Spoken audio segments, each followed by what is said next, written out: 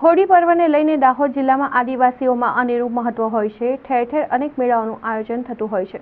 તેવો જ એક ચૂલનો મેળો છે, જેમાં લોકો પોતાની માનતા સાથે અંગારા ઉપર ચાલતા હોય છે।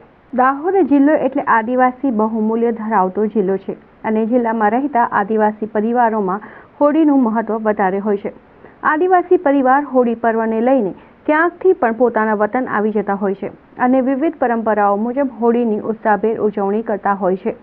સાથે જ જિલ્લામાં અનેક સ્થળોએ લોકમેળા પણ યોજાતા હોય છે। ભરપૂર મનોરંજનની સાથે કેટલીક આસ્થા અને શ્રદ્ધા સાથે મેળાનો લાવો લેતા હોય છે। તેવામાં જ મેળાઓમાંનો એક મેળો એટલે ચૂલનો મેળો। જિલ્લાના કેટલાય ગામમાં ચૂલનો મેળો છે। હોળીના બીજા દિવસે એટલે કે ધૂળેટીના દિવસે આ મેળો યોજાતો હોય છે। વર્ષોથી ચાલી આવતી પરંપરા મુજબ ચૂલના મેળામાં લોકો શ્રદ્ધા અને આસ્થા સાથે ગરમ અંગારાની ચૂલમાં ચાલી પોતાની માનતા પૂર્ણ કરતા હોય છે।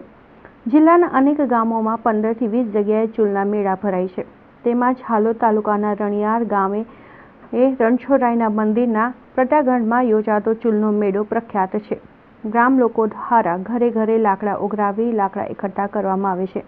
ત્યારબાદ 5.25 હાથ લાંબો 1.25 હાથ પહોળો અને 5.25 ફૂટ ઊંડો એક ખાડો ખોદવામાં આવે છે અને તેમાં લાકડા સળગાવી અંગારા કરવામાં આવે છે અને લોકો પોતાની માનતા સાથે હાથમાં શ્રીફળ અને પાણીનો લોટો લઈ સૌ પ્રથમ ઠંડી ચૂલમાં ચાલે છે। ત્યારબાદ તેમાં લાકડા સળગાવી અંગારા કરવામાં આવે છે અને ધગધગતા અંગારામાંથી ઘીની આહુતિ અપાય છે અને એ અંગારા ઉપરથી લોકો પોતાની માનતા સાથે ચાલતા હોય છે। લોકોમાં એવી આસ્થા છે કે અહીં જે કોઈ માનતા રાખી અને ચૂલમાં ચાલવામાં આવે તો તેઓની માનતા અવશ્ય પૂર્ણ થાય છે।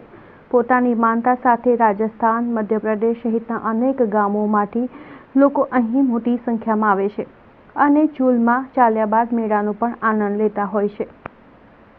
આ એક ચમત્કારિક કહી શકાય તેમ લોકો શ્રદ્ધા અને આસ્થા સાથે પોતાની માનતા પૂર્ણ કરવા ધગધગતા અંગારામાં ખુલ્લા પગે ચાલવા છતાં લોકોને પગમાં કોઈ પણ જાતની ઈજા જોવા નથી મળતી। વર્ષોથી ચાલી આવતી આ પરંપરા આજે પણ યથાવત છે।